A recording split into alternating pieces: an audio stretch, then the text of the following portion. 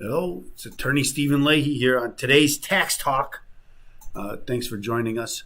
Today we've been talking a lot about audits because that's in the news, right? That they're talking about the budget on the IRS, and that's what we're going to talk about today. The budget of the IRS. It's important, and that's why we're talking about it here on today's Tax Talk.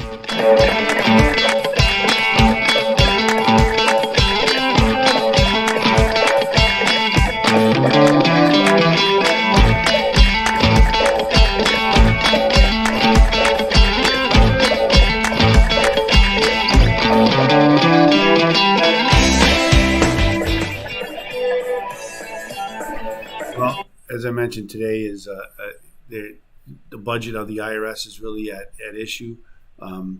There's lots of debate about this, about how we got to where we are. The budget of the IRS, many will say that it has been underfunded for many, many years. I think it all began even before this, but the big thing was the IRS scandal when the IRS was caught, and they were caught because there was determinations by courts that they had targeted certain individuals based on their politics, and in response, when the Republicans had control of the Congress, they limited the budget of the IRS, thinking that if they don't have the money, then they can't use the IRS to go after their political enemies. And so then the IRS, in response, stopped auditing anybody, stopped answering the phone. So, I mentioned this before on this show, is that it's my belief that the IRS started doing things a lot like the CTA would do, right? Whenever they try to talk about cutting their budget, first things they do is they cut the most traveled routes. So then everybody gets up in arms and say, well, you can't cut their budget. We need that route. Kind of same thing I think happened here, is that the IRS started cutting the phones and the audits, and say, hey, see, we can't collect the money. We don't have enough money. We can't collect the money. Their budget is $13 billion a year. That's right, $13 billion a year. And remember now, since 2010, certainly since 2010, the number of electronically filed returns is close to 94% now. So almost all returns are sent in electronically. It really relieves the IRS of a lot of their burden, and the work that they had to do before was gather all the mail on take it out of an envelope, process it. That was a lot of work, but when it's done electronically, I had a list on, maybe that's a good idea. I have to get that list about exactly the steps that are taken when it's done manually versus the steps that are taken when it's done electronically. It's night and day. And none of that should be reflected in their budget, so we're told. So I have a good story here that we're going to talk about, because it's kind of going out. Audits are coming. Again, that's because they're spending more money, and we have to figure out, well, how are we going to pay for it all? Nobody wants to say there's going to be a tax increase, but we all know a tax increase is coming. And so we have the big the bugaboos about the crypto people, they're not paying their fair share. The small business people, they're not paying their fair share. The tax gap, we talked a lot about that on the show. Also, and corporations aren't paying their fair shares. Rich people they're not paying their fair share. So we're going to change all this and make sure that they all pay their fair share. And whether is that really going to happen? Well, I guess we'll see, right? So I wanted to. Here's an article. Republicans push back against politicization of the IRS, and this is what I was referring to. Is that there are those that are against budget. There was just a big. I think they talk about it in this article. So let's read the article, then we can go in from there. President Joe Biden has pushed for beefing up the IRS audits of corporations to raise revenue for his spending proposals, but Republicans are raising the alarm about potential consequences of the plan. Biden unveiled his Made in America tax plan earlier this year as a strategy to help fund his trillions of dollars in proposed new federal spending that includes several tax hikes. Despite this, a bipartisan coalition of U.S. House and Senate have agreed the basic framework for Biden's proposed infrastructure plan, but one element has been the theme of the negotiations among the Republicans: no new taxes. The GOP pushback against raising taxes, though, puts more pressure on Biden administration to find ways to fund his agenda.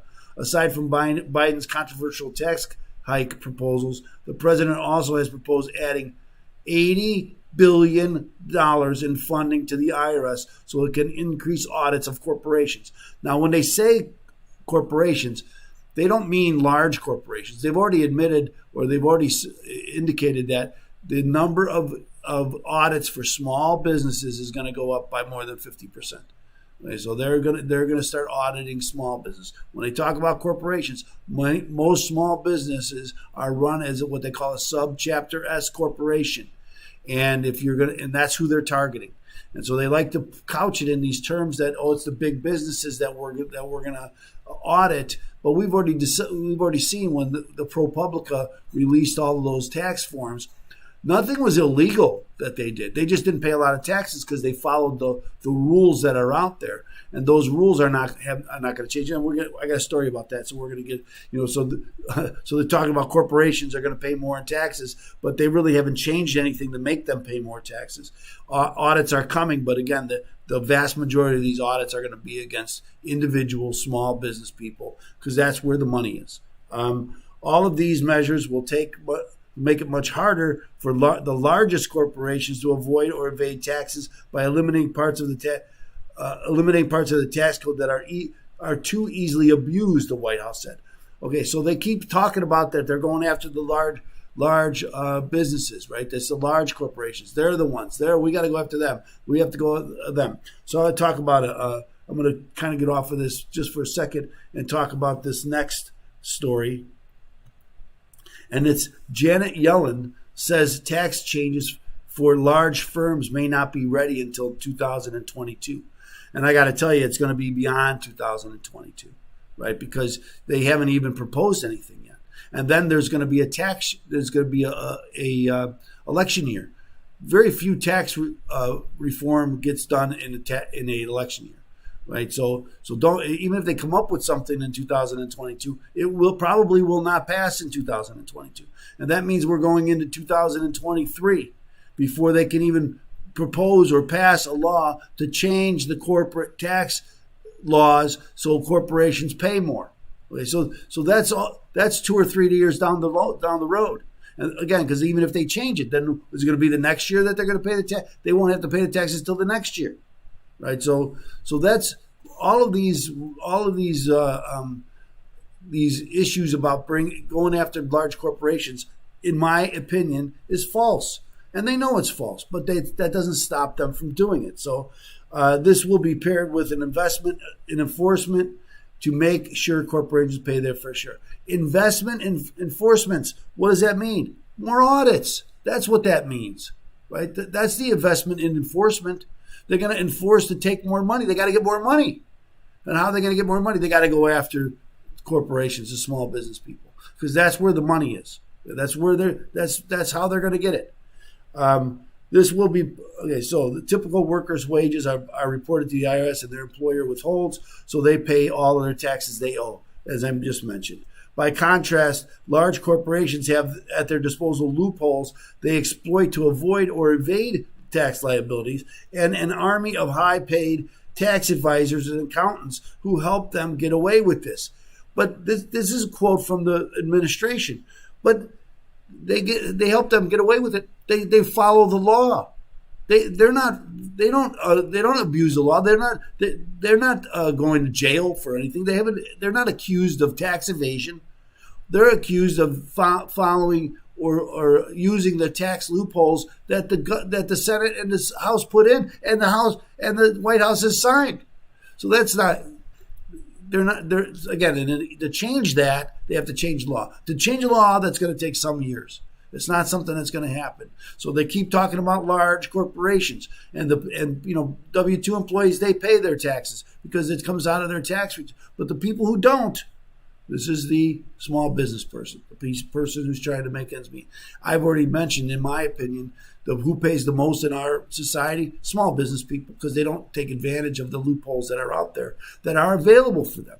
And they don't take advantage of it. Many people don't structure their business correctly. And they overpay on the taxes. But not only are you going to overpay now, you're going to be audited and you're going to pay more.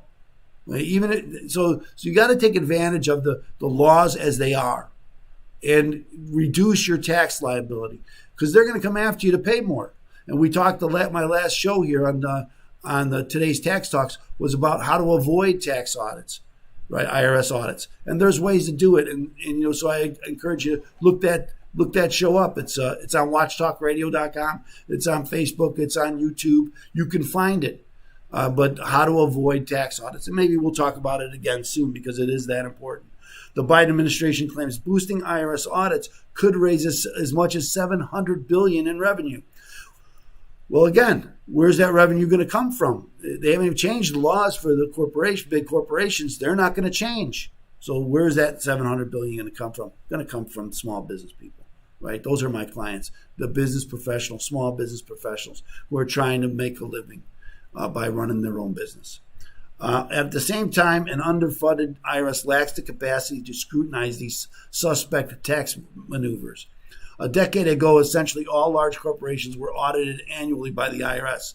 Today, audit rates are less than 50%, the White House said. I don't believe that corporations were ever audited every year. No, I don't believe that that's the fact. I don't believe that that's the truth. The plan will reverse these trends and make sure that the Internal Revenue Service has the resources it needs to effectively enforce the tax laws against corporations. Again, they keep talking about corporations. They're going to pay it. You're not going to pay it. Don't worry. We're going to get this bill, and you're not going to pay it. That's just not true. That's who's going to pay it. And even if the corporations pay, where does that corporation money come from? It comes from you. You're going to have to raise their costs and things, and you're going to pay it. That's what happens. So the money is not come out of whole cloth. It comes from somewhere, and it's going to come from you. So no matter how they couch it, the money is coming from you, and expect more audits for you. Okay. President Biden's politicization of the IRS reversal of the case. This is Christians engaged did not ally with the Republican suspicions. So what happened? And I didn't talk about this because they reversed it fairly quickly after they did it. But they said that this Christian engagement group could not get they went back to what this problem was some years ago with the 501c3s. They applied for 501c3 and were denied because they were preaching the gospel, and the gospel was too close to what Republicans believe, and so they put a hold on it. Said you couldn't be that, and the Republicans, and rightfully so, I think, and many religious organizations were kind of suspicious and afraid that what was going to come next, that they were going to stop funding or just the tax exemption for religious institutions, and so people were afraid of that. Now they have overturned that. The IRS itself had come across and reversed that decision, but you could see where the inclination is, and that's the problem, in my opinion.